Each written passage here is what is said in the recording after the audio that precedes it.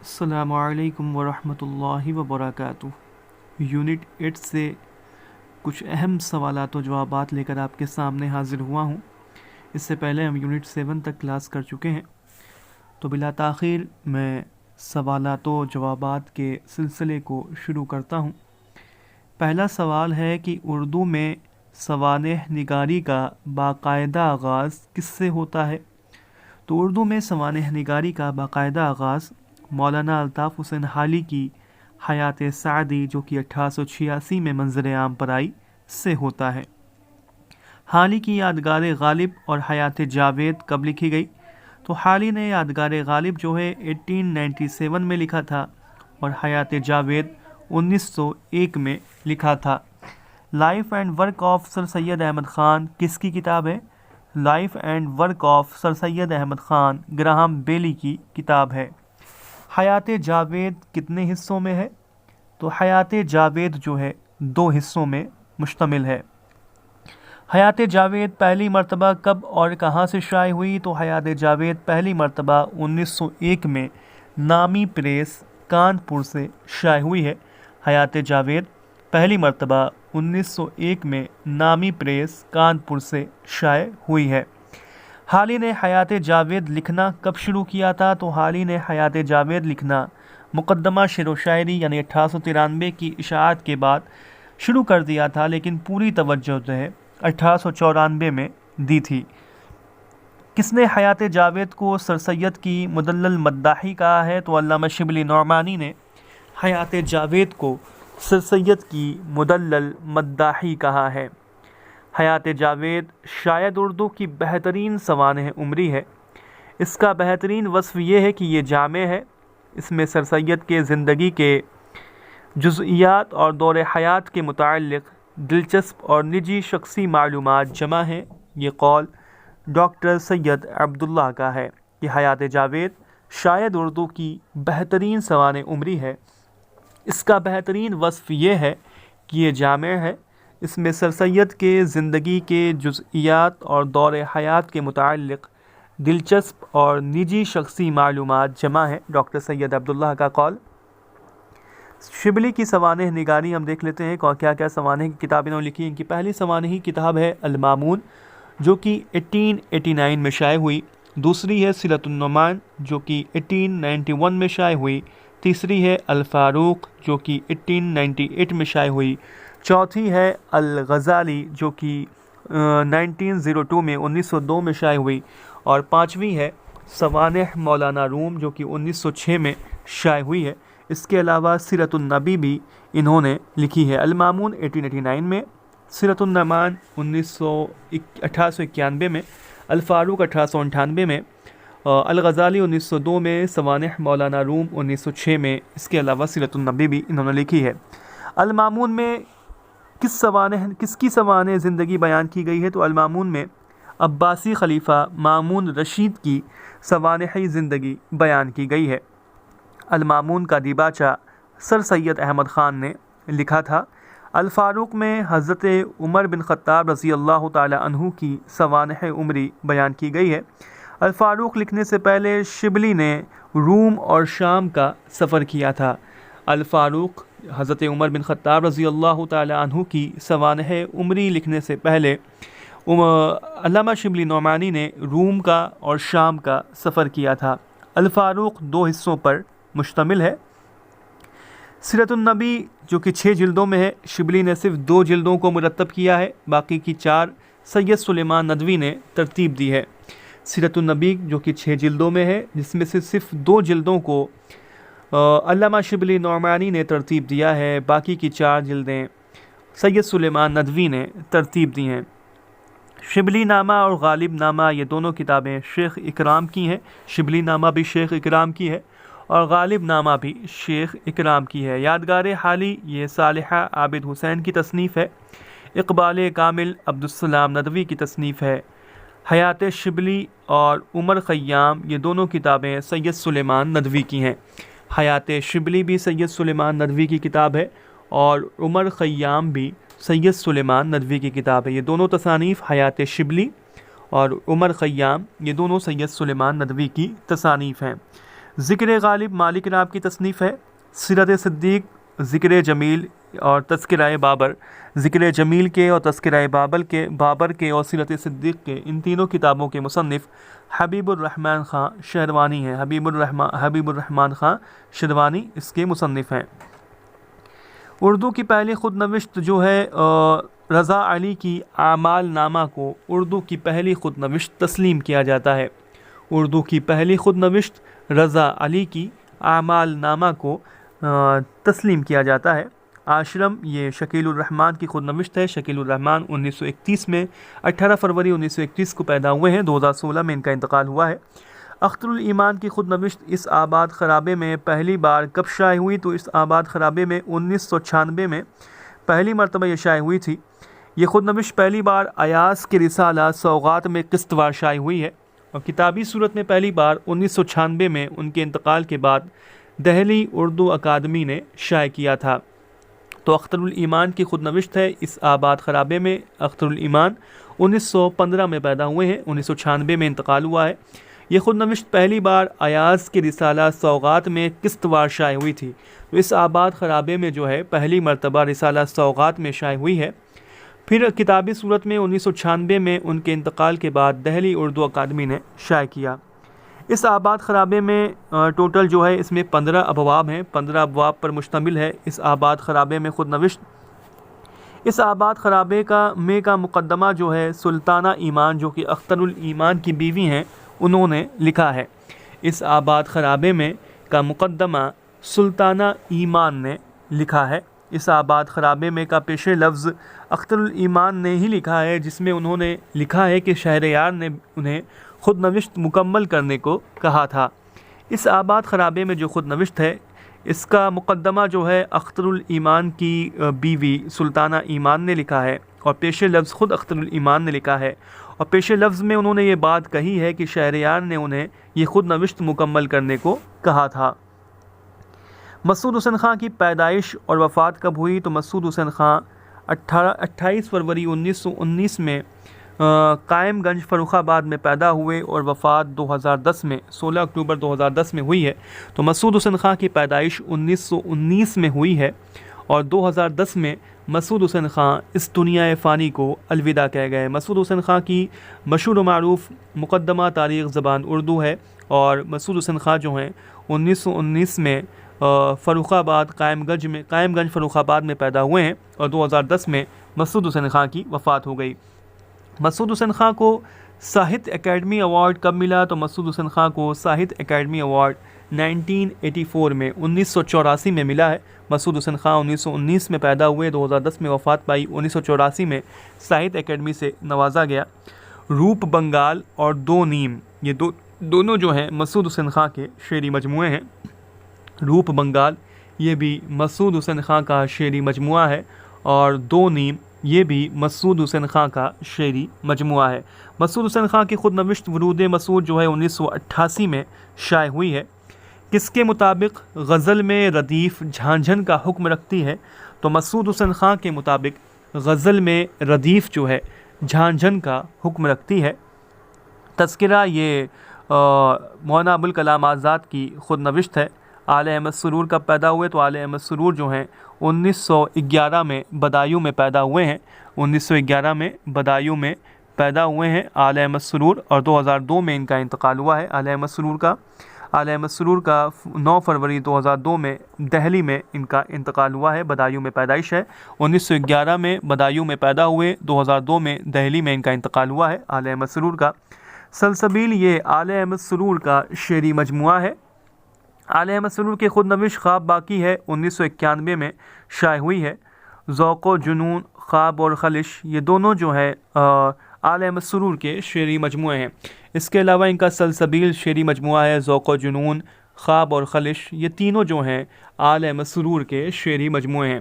سلسبیل یہ آل احمد سرور کا شعری مجموعہ ہے، ذوق و جنون یہ بھی آل احمد سرور کا شعری مجموعہ ہے، اور خواب اور خلش یہ بھی آل احمد سرور کا شعری مجموعہ ہے۔ آشفتہ بیانی میری یہ رشید احمد صدیقی کی خود نوشت ہے۔ رشید احمد صدیقی 1894 میں پیدا ہوئے ہیں، 1977 میں رشید احمد صدیقی کا انتقال ہوا ہے۔ اپنی تلاش میں، یہ کلیم الدین احمد کی خود نوشت ہے۔ کلیم الدین احمد 1909 میں پیدا ہوئے ہیں۔ کلیم الدین ابھی سن لو مجھ سے، یہ کلیم عاجز کی خود نوشت ہے۔ کلیم عاجز 1920 میں پیدا ہوئے ہیں اور 2015 میں کلیم عاجز کا انتقال ہوا ہے۔ جستجو کیا ہے، انتظار حسین کی خود نوشت ہے۔ انتظار حسین 1923 میں پیدا ہوئے ہیں، 2016 میں ان کا انتقال ہوا ہے۔ کاغذی پیراہن، یہ عصمت چغتائی کی خود نوشت ہے، 1915 میں پیدا ہوئی اور 1991 میں انتقال ہوا۔ عصمت چغتائی کی خود نوشت ہے کاغذی پیراہن۔ فکر روشن، یہ آل احمد سرور کا تنقیدی مضمون ہے۔ آل احمد سرور شروع میں کیا تخلص کرتے تھے؟ تو آل احمد سرور شروع میں ارشد تخلص کرتے تھے، بعد میں پھر سرور کرنے لگے۔ تو آل احمد سرور جو ہیں ابتدا میں جو ہے ارشد تخلص کرتے تھے، بعد میں پھر سرور تخلص کرنے لگے۔ اختر حسین رائے پوری کی خود نوشت کا نام گرد راہ ہے۔ زرگزشت، یہ مشتاق احمد یوسفی کی خود نوشت ہے۔ اب ہم چلتے ہیں خطوط نگاری کی طرف۔ تو اردو کا پہلا دستیاب شدہ خط جو ہے یہ 6 دسمبر 1822 کا ہے، جس کے کاتب حسام الملک ہیں۔ تو 6 دسمبر 1822 کا اردو کا پہلا دستیاب شدہ خط ہے، جس کے کاتب جو ہیں حسام الملک ہیں۔ تو اس کو بھی اپنے ذہن میں رکھیں کہ اردو کا پہلا دستیاب شدہ خط 6 دسمبر 1822 کا ہے، جس کے کاتب حسام الملک ہیں۔ اردو کا پہلا مکتوب نگار جو ہے رجب علی بیگ سرور اور غلام غوث بے خبر کو کہا جاتا ہے۔ بعض لوگ غالب کو بھی اردو کا پہلا مکتوب نگار کہتے ہیں۔ رجب علی بیگ سرور، غلام غوث بے خبر اور بعض کے نزدیک مرزا غالب۔ من آنم، یہ فراق گورکھپوری کے خطوط کا مجموعہ ہے۔ کاروان خیال، تبرکات آزاد اور نقش آزاد، یہ مولانا ابوالکلام آزاد کے خطوط کا مجموعہ ہے۔ نقوش زندہ، یہ سجاد ظہیر کے خطوط کا مجموعہ ہے۔ سجاد ظہیر کے خطوط کا مجموعہ ہے نقوش زندہ۔ نقوش زندہ یہ سجاد ظہیر کے خطوط کا مجموعہ ہے۔ اردو معلیٰ کا پہلا ایڈیشن یہ اردو معلیٰ مرزا غالب کے خطوط کی بات ہو رہی ہے، 1869 میں اقبال المطابع دہلی سے شائع ہوا۔ 6 مارچ 1869 کو اردو معلیٰ کا پہلا ایڈیشن شائع ہوا ہے، دوسرا ایڈیشن اپریل 1899 میں شائع ہوا تھا۔ اردو معلیٰ کے آغاز میں میر مہدی مجروح کا دیباچہ دیا گیا ہے۔ اردو معلیٰ کے خطوط منشی جوہر سنگھ جوہر کے تقاضے پر جمع کیے گئے تھے۔ اردو معلیٰ کے زیادہ تر خطوط میر فخر الدین اور لالا بہاری لال نے جمع کیے تھے۔ اردو معلیٰ کے زیادہ تر خطوط میر فخر الدین اور لالا بہاری لال نے جمع کیے ہیں۔ اردو معلیٰ کا دوسرا ایڈیشن میں نے بتایا آپ کو کہ اپریل 1899 میں۔ اردو معلیٰ میں کل خطوط جو ہیں 472 خطوط ہیں۔ اردو معلیٰ کے زیادہ تر خطوط جو ہیں منشی ہرگوپال تفنا کے نام لکھے گئے ہیں۔ غبار خاطر، یہ آزاد کے 24 خطوط کا مجموعہ ہے جو انہوں نے قلعہ احمد نگر کی قید میں 9 اگست 1942 سے 15 جون 1945 کے درمیان صدر یار جنگ مولانا حبیب الرحمن خان شیروانی کے نام لکھے تھے۔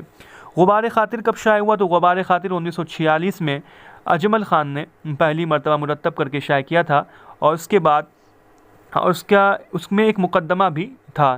یہ تمام خطوط کس خطاب سے شروع ہوتے ہیں؟ تو یہ تمام خطوط جو ہیں صدیق مکرم کے نام سے شروع ہوتے ہیں، خطاب سے شروع ہوتے ہیں۔ غبار خاطر کے تمام خطوط صدیق مکرم کے خطاب سے شروع ہوتے ہیں۔ مولانا ابوالکلام آزاد نے غبار خاطر نام کہاں سے مستعار لیا تھا؟ تو مولانا ابوالکلام آزاد نے غبار خاطر نام میر عظمت اللہ بے خبر بلگرامی کے رسالے سے مستعار لیا تھا۔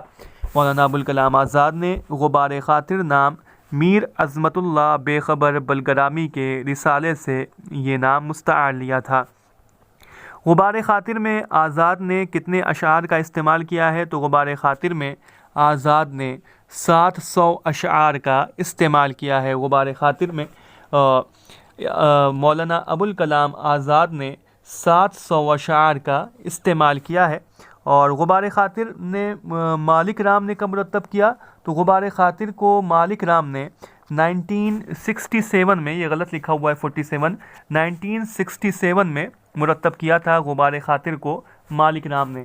میں بتاتا چلوں کہ مولانا ابوالکلام آزاد 1888 میں مکہ میں پیدا ہوئے ہیں اور 1958 میں ان کا دہلی میں انتقال ہوا ہے اور اسی طرح سے 1898 میں جو ہے پطرس بخاری پیدا ہوئے ہیں اور 1958 میں ان کا نیو یارک میں انتقال ہوا ہے۔ مولانا ابوالکلام آزاد کے بارے میں بات چل رہی ہے تو 1888 میں پیدا ہوئے ہیں اور 1958 میں ان کا انتقال ہوا ہے۔ اور کچھ اہم باتیں اور بھی بتاتا ہوں اس کے بارے میں کہ ٹوٹل جو ہے غبار خاطر کے میں 24 خطوط ہیں، اور ان 24 خطوطوں میں جس میں کہ جو حکایت زاغ و بلبل کی جو ہے یہ 18ویں خط میں بیان کی گئی ہے، اور چڑیا چڑے کی کہانی جو ہے 19ویں خط میں بیان کی گئی ہے۔ اور اس کے علاوہ جو ہے چائے کے بارے میں جو ہے 15ویں خط میں بیان کی گئی ہے، اور اس کے علاوہ جو ہے اس میں خدا کی پیشی جو تفصیل سے بیان کی گئی ہے 2 خطوں میں، 12ویں اور 13ویں خط میں خدا کی پیشی کے بارے میں بات کی گئی ہے۔ اور یہ تمام بہت اہم چیزیں ہیں۔ پوری کتاب میں 700 اشعار ہیں اور ٹوٹل یہ 24 خطوط پر مبنی یہ خطوط کا مجموعہ ہے۔ تو اس کو بھی اپنے ذہن میں رکھیں کہ زاغ و بلبل جو بیان کیا گیا ہے یہ 18ویں خط میں ہے، 19ویں خط میں چڑیا چڑے کی کہانی بیان کی گئی ہے، 12ویں اور 13ویں خط میں خدا کی پیشی بیان کی گئی ہے، اور اس کے علاوہ چائے کے بارے میں 15ویں خط میں بیان کیا گیا ہے، اور اس میں باورچی کا قصہ بھی بیان کیا گیا ہے، اور 17ویں میں خط میں انانیت کا سکہ زیر بحث آیا ہے، اور یہ تمام چیزیں ہیں، اس کو اپنے ذہن میں آپ کو رکھنا ہوگا۔ اور 14ویں خط میں جو ہے صلیبی جنگ کے متعلق بھی بات کی گئی ہے۔ تو ٹوٹل 24 خطوط ہیں، 14ویں خط میں صلیبی جنگ کے بارے میں بات کی گئی ہے 14ویں خط میں، اور 19ویں خط میں چڑیا چڑے کی کہانی ہے، 18ویں خط میں حکایت زاغ و بلبل ہے، 12ویں 13ویں میں خدا کی پیشی ہے، 14ویں خط میں صلیبی جنگ کے تعلق سے بھی بات کی گئی ہے۔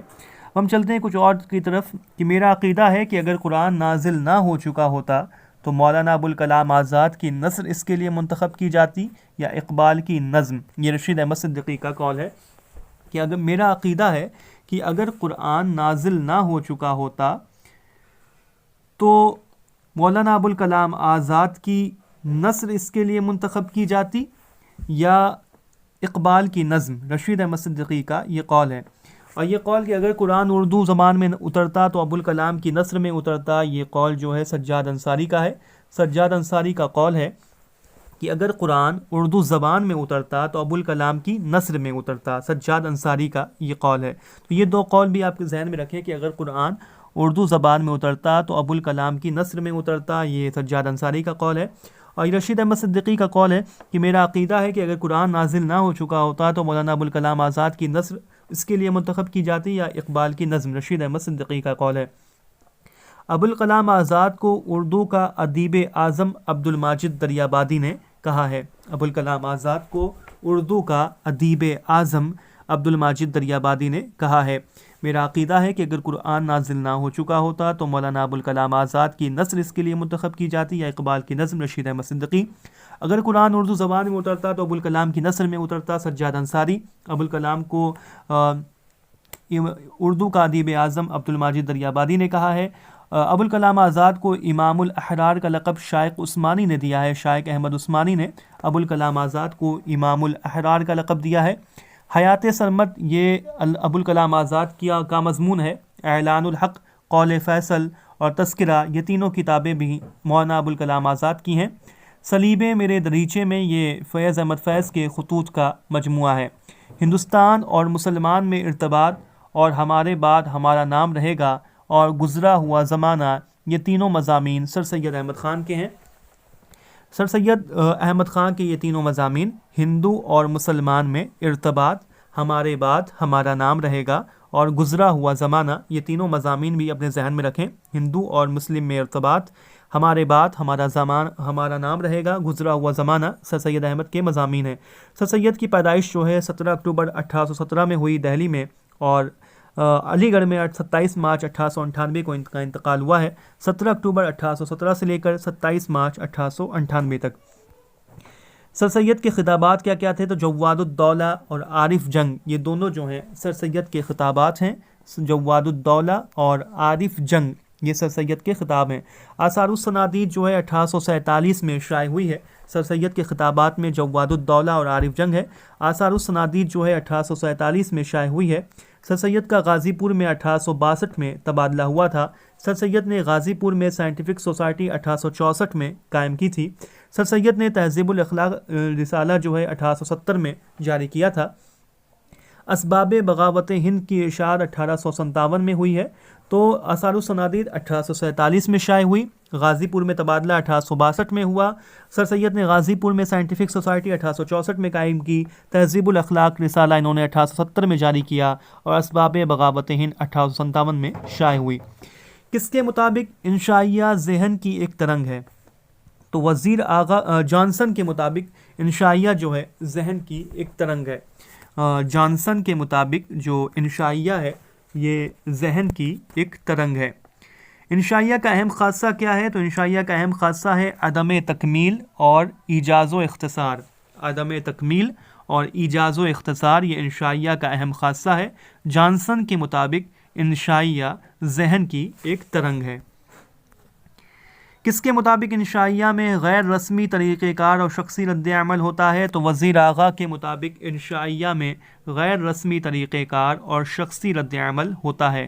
جانسن کے مطابق انشائیہ ذہن کی ایک ترنگ ہے۔ وزیر آغا کے مطابق انشائیہ میں غیر رسمی طریقہ کار اور شخصی رد عمل ہوتا ہے۔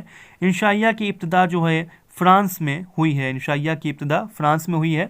نثری اصناف میں انشائیہ ایک ایسی مختصر ترین تحریر کا نام ہے جس میں بغیر کسی تجسس اور کھوج کے حقیقت کا اظہار ہو۔ یہ انشائیہ کی تعریف بیکن نے کی ہے۔ بیکن نے انشائیہ کی یہ تعریف کی کہ نثری اصناف میں انشائیہ ایک ایسی مختصر ترین تحریر کا نام ہے جس میں بغیر کسی تجسس اور کھوج کے حقیقت کا اظہار ہو۔ بیکن نے یہ انشائیہ کی تعریف کی ہے۔ کس نے انشائیہ کو غیر منظم ادب پارہ کہا ہے؟ تو جانسن نے انشائیہ کو غیر منظم ادب پارہ کہا ہے۔ اردو میں انشائیہ کا آغاز کب سے ہوتا ہے؟ تو اردو میں انشائیہ کا آغاز سر سید کے مضمون امید کی خوشی سے ہوتا ہے۔ بعض لوگوں نے محمد حسین آزاد کے نیرنگ خیال کو بھی انشائیہ کا اولین نقوش قرار دیا ہے۔ عہد انشائیہ کا صبح کاذب اور صبح صادق کسے کہا گیا؟ تو محمد حسین آزاد کے عہد کو عہد انشائیہ کا صبح کاذب اور رشید احمد صدیقی کے عہد کو عہد انشائیہ کا صبح صادق کہا گیا ہے۔ اظہر کا کھیت، وکیل صاحب، یہ دونوں جو ہیں انشائیے رشید احمد صدیقی کے ہیں، اور چرپائی بھی رشید احمد صدیقی کا انشائیہ ہے۔ رشید احمد صدیقی 1894 میں پیدا ہوئے ہیں۔ 1977 میں رشید احمد صدیقی انتقال پا گئے ہیں۔ سجاد حیدر یلدرم کا قلمی نام کیا تھے؟ تو سجاد حیدر یلدرم کے قلمی نام خانی خان، مسٹر سولری علیگ اور یلدرم ہے۔ مسٹر سولری علیگ، خانی خان اور یلدرم۔ سجاد حیدر یلدرم 1880 میں پیدا ہوئے ہیں اور 1943 میں سجاد حیدر یلدرم کا انتقال ہو گیا ہے۔ ان کے قلمی نام ہے خانی خان، مسٹر سولری علیگ اور یلدرم۔ سجاد حیدر یلدرم کا انشائیہ مجھے میرے دوستوں سے بچاؤ کس مجموعے میں شامل ہے؟ تو سجاد حیدر یلدرم کا انشائیہ مجھے میرے دوستوں سے بچاؤ خیالستان میں شامل ہے۔ سجاد حیدر یلدرم کا انشائیہ ہے مجھے میرے دوستوں سے بچاؤ، یہ ان کے مجموعے خیالستان میں شامل ہے۔ سجاد حیدر یلدرم 1880 میں پیدا ہوئے ہیں۔ 1983 میں سجاد حیدر یلدرم کا انتقال ہو رہا ہے۔ سجاد حیدر یلدرم کے قلمی نام جو ہیں خانی خان، مسٹر سولری علیگ اور یلدرم ہے۔ سجاد حیدر یلدرم کا انشائیہ ہے مجھے میرے دوستوں سے بچاؤ، جو کہ ان کے مجموعے خیالستان میں شامل ہے۔ کنہیا لال کپور 1910 میں پیدا ہو رہے ہیں۔ کنہیا لال کپور کا انشائیہ غالب جدید شعراء کی محفل میں اور چینی شاعر، یہ دونوں جو ہے سنگ و خشت میں شامل ہے۔ سنگ و خشت جو کہ ان کے مجموعہ کا نام ہے۔ تو کنہیا لال کپور کا انشائیہ ہے غالب جدید شعراء کی محفل میں اور چینی شاعر، یہ دونوں جو ہے سنگ و خشت میں جو ہے شامل ہے۔ سنگ و خشت کا انتساب کس کی طرف ہے؟ تو سنگ و خشت کا انتساب پطرس بخاری کی طرف ہے۔ پطرس بخاری 1898 میں پیدا ہوئے ہیں۔ 1958 میں پطرس بخاری کا انتقال ہوا ہے۔ تنزیات و مضحکات، یہ رشید احمد صدیقی کی تصنیف ہے۔ تنزیات و مضحکات، اردو کا ٹامس گرے جو ہے پطرس بخاری کو کہا جاتا ہے۔ اردو کا ٹامس گرے۔ مضامین پطرس کے پہلے ایڈیشن کا دیباچہ کس نے لکھا؟ تو مضامین پطرس کے پہلے ایڈیشن کا دیباچہ رشید احمد صدیقی نے لکھا تھا۔ مضامین پطرس کے پہلے ایڈیشن کا دیباچہ رشید احمد صدیقی نے لکھا تھا۔ لاہور کا جغرافیہ اور مرحوم کی یاد میں اور کتے، یہ تینوں جو ہیں پطرس بخاری کے انشائیے ہیں۔ لاہور کا جغرافیہ پطرس بخاری کا انشائیہ ہے، مرحوم کی یاد میں یہ بھی پطرس بخاری کا انشائیہ ہے، اور کتے بھی پطرس بخاری کا انشائیہ ہے۔ کپور کا فن اور شامت اعمال، یہ دونوں انشائیے جو ہیں احمد جمال پاشا کے ہیں۔ احمد جمال پاشا کا پورا اصل نام محمد نزہت پاشا ہے، ان کے انشائیے ہیں کپور کا فن اور شامت اعمال۔ کپور کا فن احمد جمال پاشا اور شامت اعمال بھی احمد جمال پاشا۔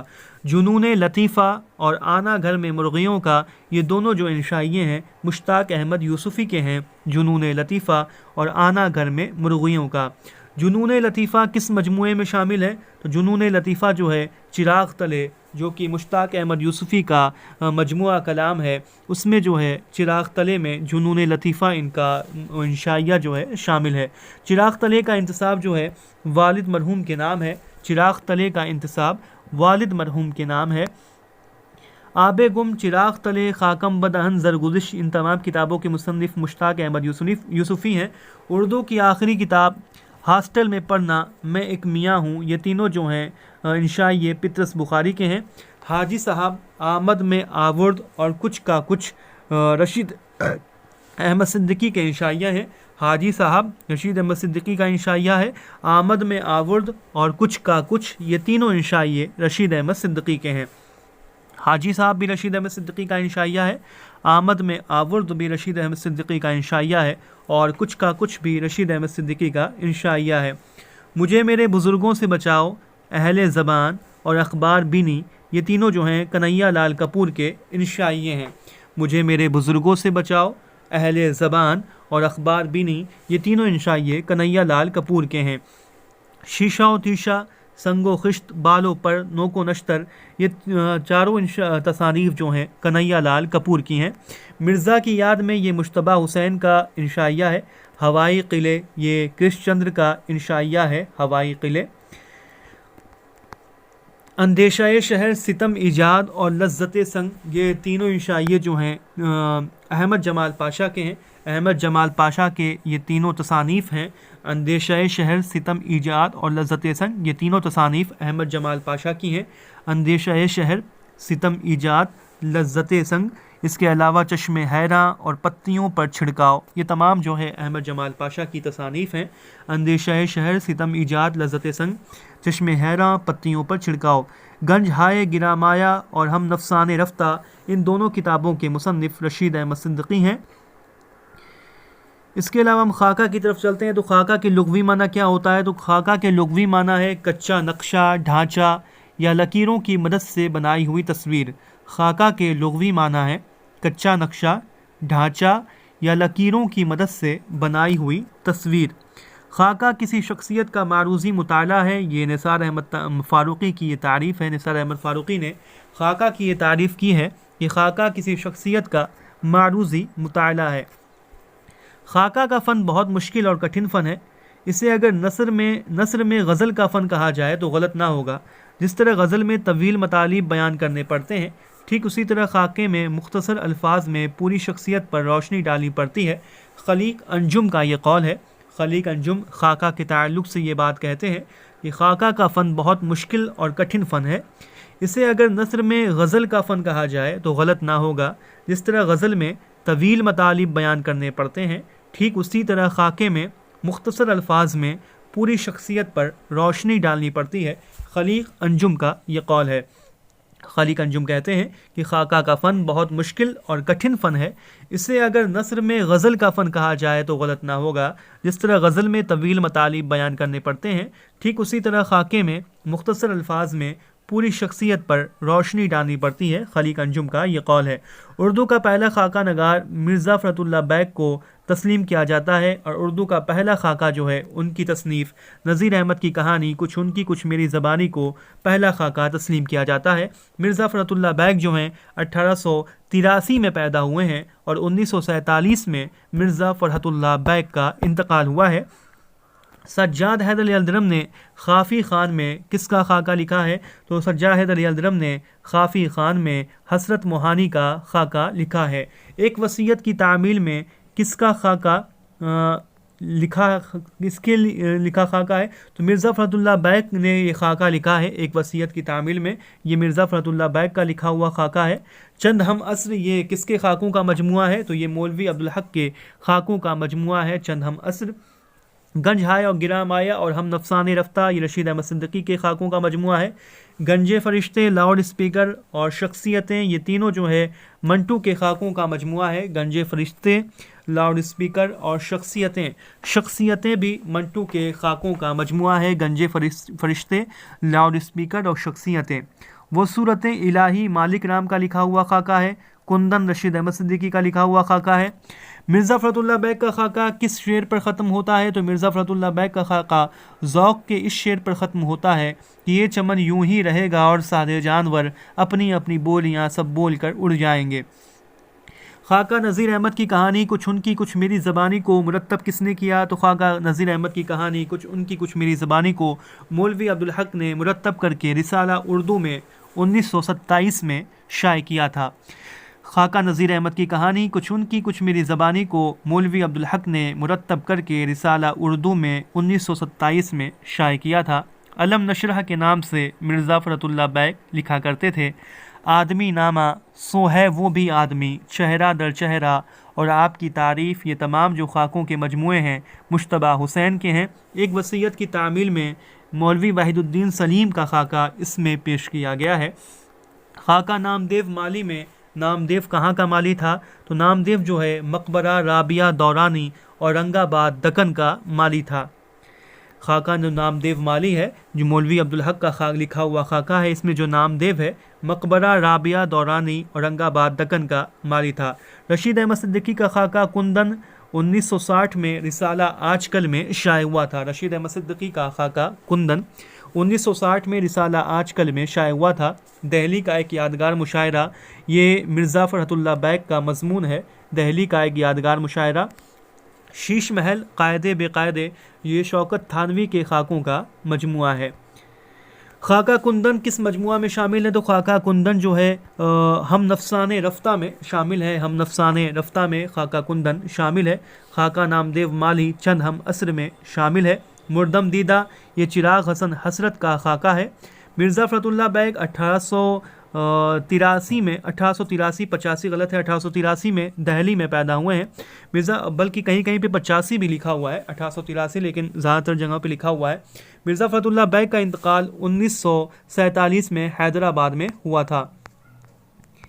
سفرنامے کی طرف ہم چلتے ہیں کہ اردو کا پہلا دروازے کے باہر کا ادب کسے کہا جاتا ہے؟ تو سفرنامے کو دروازے کے باہر کا ادب کہا جاتا ہے۔ اردو کا پہلا سفرنامہ جو ہے یوسف خان کمبل پوش کا عجائبات فرنگ ہے، جسے تاریخ یوسفی بھی کہتے ہیں۔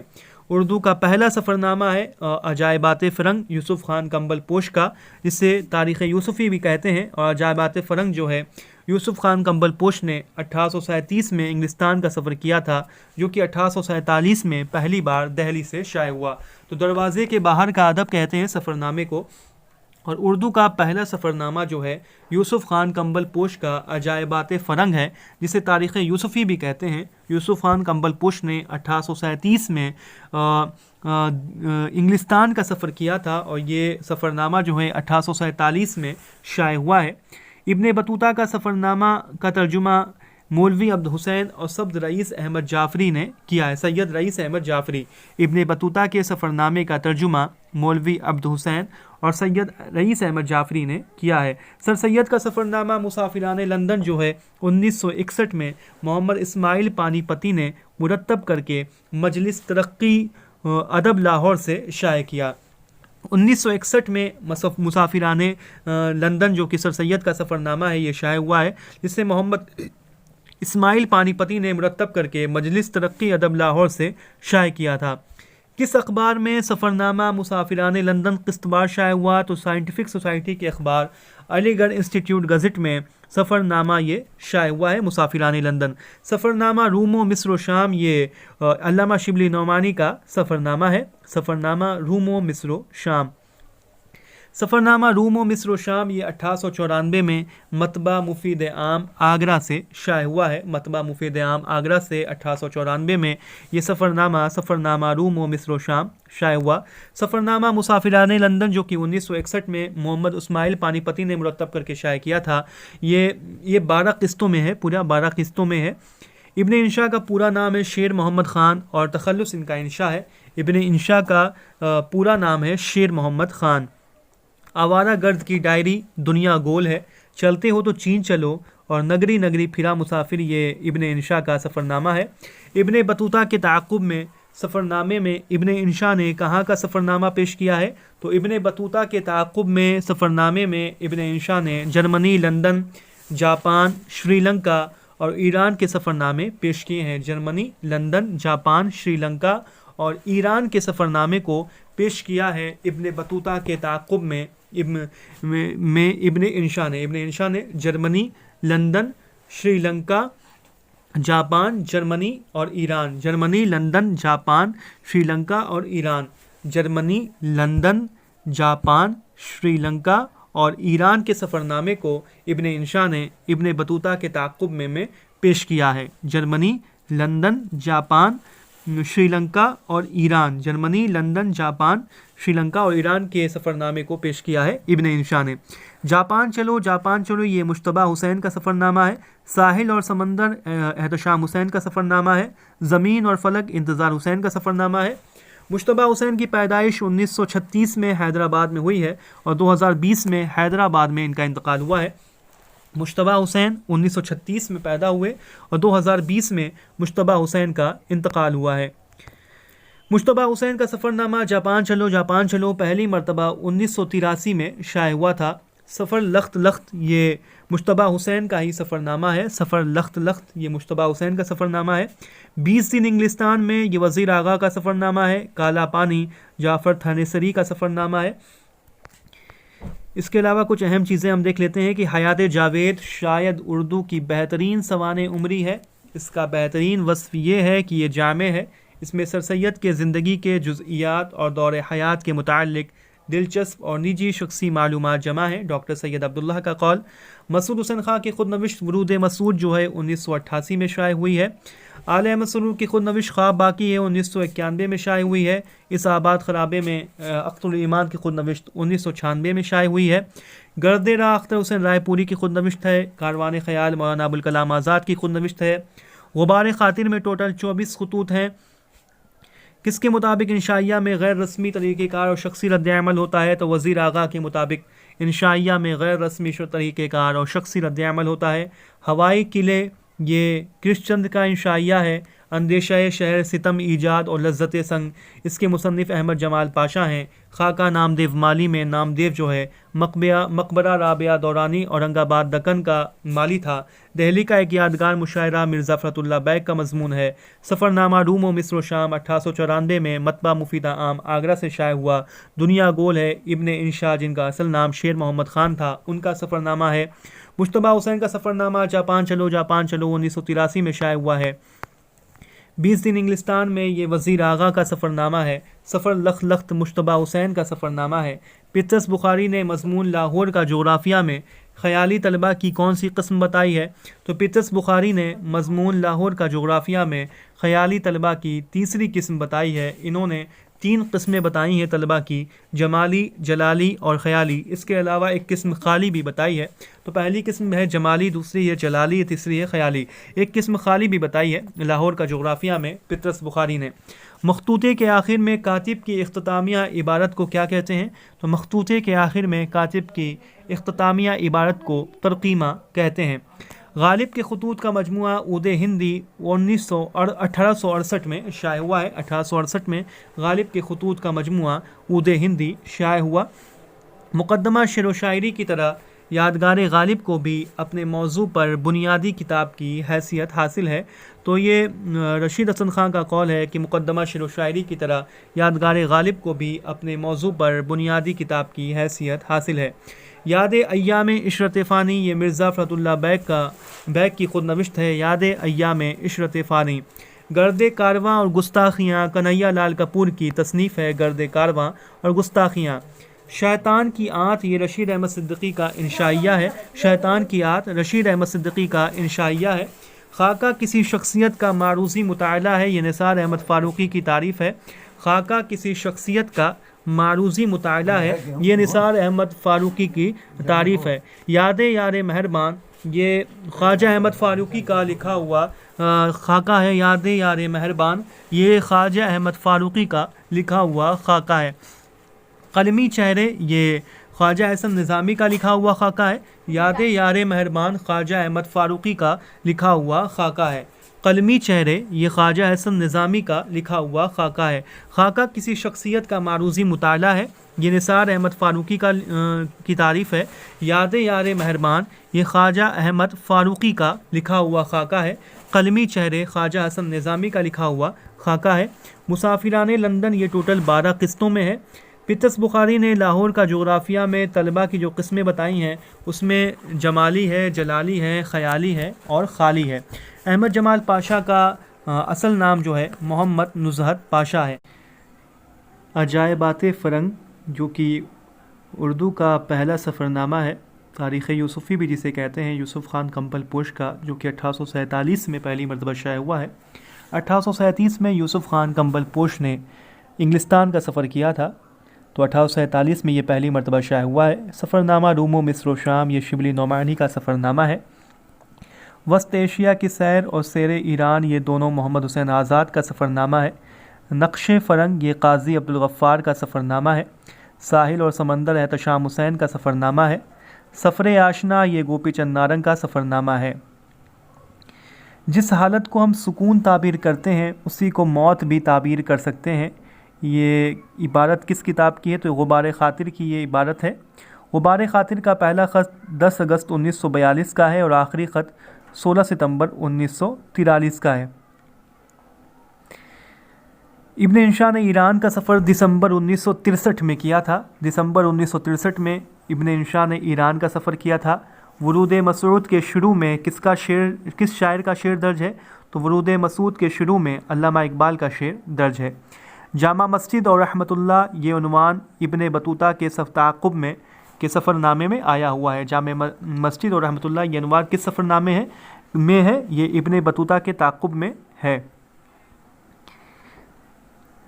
اس کے علاوہ جو سوال ہے وہ ہے کہ ابن انشا نے ٹوکیو اور ہانگ کانگ کا سفر کب کیا؟ تو ابن انشا نے ٹوکیو اور ہانگ کانگ کا سفر جولائی 1972 میں کیا تھا. شری لنکا کا سفر 1964 میں ابن انشا نے کیا تھا. 63 میں انہوں نے کیا ہے ایران کا سفر، 64 میں کیا ہے شری لنکا کا سفر. ٹوکیو اور ہانگ کانگ کا سفر جولائی 1972 میں کیا ہے. فلپائن کا سفر دسمبر 1972 میں کیا ہے. غبار خاطر کا پہلا اور آخری خط میں نے بتایا کہ 10 اگست 1942 سے 16 ستمبر 1943 تک کا ہے. غبار خاطر کا سب سے طویل خط جو ہے 16 ستمبر 1943 کا یعنی آخری والا خط ہے. ہند یاترا اور لبیک یہ دونوں جو کہ سفرنامے ممتاز مفتی کے ہیں. ہند یاترا اور لبیک. تواریخ عجیب موسوم بکالا پانی یہ جعفر تھانیسری کا سفرنامہ ہے.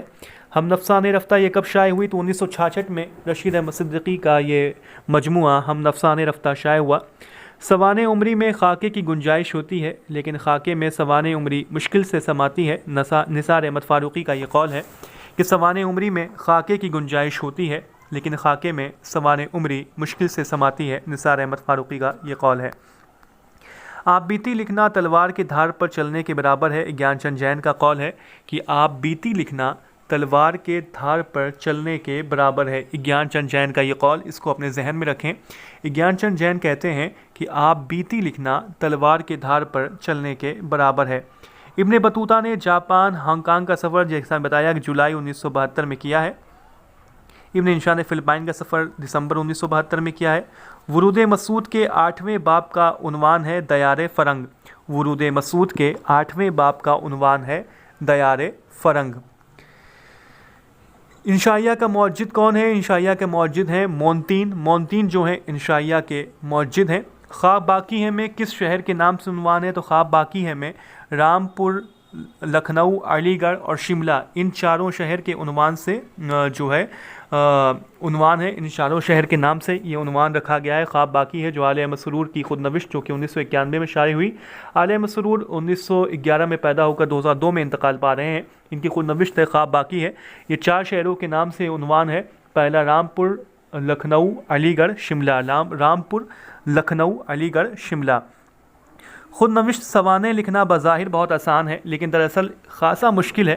اس کی وجہ یہ ہے کہ ماضی کے واقعات کو کافی عرصہ گزر جانے کے بعد دہرانے میں مکمل معروضیت ممکن نہیں۔ یہ عالیہ مسرور کا قول ہے کہ خود نوشت سوانح لکھنا بظاہر بہت آسان ہے لیکن دراصل خاصا مشکل ہے۔ اس کی وجہ یہ ہے کہ ماضی کے واقعات کو کافی عرصہ گزر جانے کے بعد دہرانے میں مکمل معروضیت ممکن نہیں۔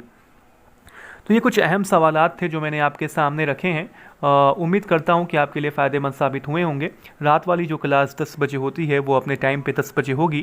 اور ایک بار مرتبہ پھر میں کہہ دوں کہ میں نے جو 50 روپے فیس مقرر کی ہے، 50 بہت سے لوگوں نے 100 روپے بھی دیے ہیں، 100 سے زیادہ مت دیجیے، 50 سے 100 کے درمیان جلد از جلد جو ہے گوگل پے، فون پے مجھے کر دیں تاکہ اس کلاس کو اور بھی معیاری بنانے کی کوشش کی جائے۔ اور رات والی جو کلاس ہے وہ اپنے ٹائم پہ ہوگی، یونٹ 9 سے رات والی کلاس جو ہونی وہ اپنے ٹائم سے ہوگی۔ ابھی کے لیے ہم بس کرتے ہیں، انشاءاللہ رات میں ملاقات ہوتی ہے۔